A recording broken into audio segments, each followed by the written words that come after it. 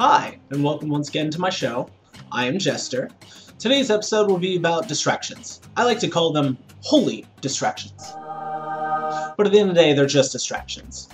Now, when dealing with mental health issues of one sort or another, you oftentimes will find yourself into kind of a mentally bad place. Sorry if that doesn't sound very smart, but in a bad place, sometimes a rut, and sometimes a downward spiral of negative thinking. This can happen for a number of reasons. Some examples.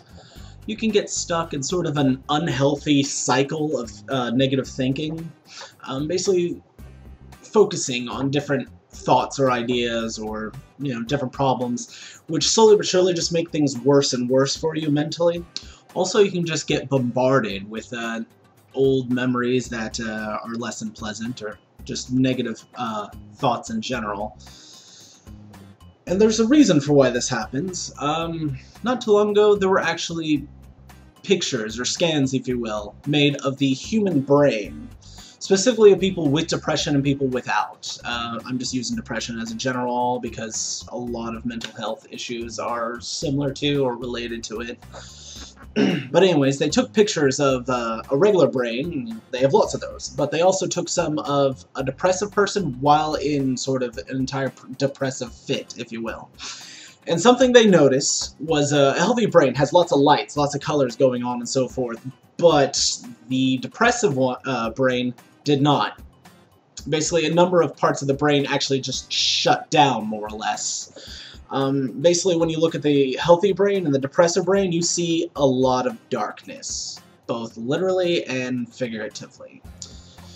And this more or less causes certain filters in your brain to sort of turn off. So normal filters that a normal, healthy person might have, for a person dealing with mental health issues, it might be turned off or greatly dampened. And these are things that kind of stop a lot of the negative thinking and negative memories and all sorts of things from constantly bombarding you all the time.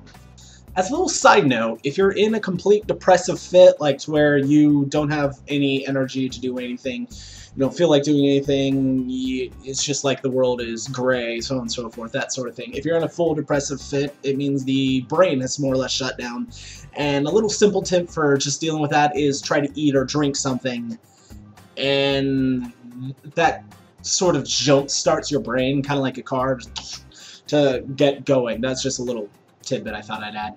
So, when you find yourself in that dark pit, or that negative cycle of thinking, sometimes the simplest and easiest answer is to simply find a distraction.